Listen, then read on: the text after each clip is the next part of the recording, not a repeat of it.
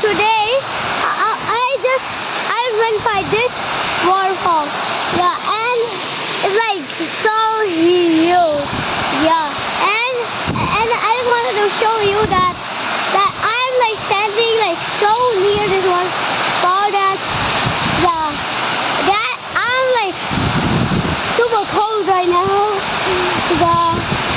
And then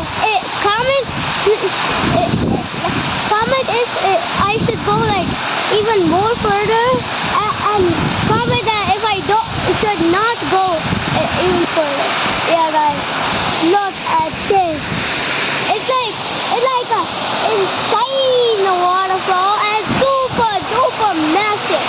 Yeah, I can't believe how big this waterfall is. And next time I'll update you even more. So see ya, guys.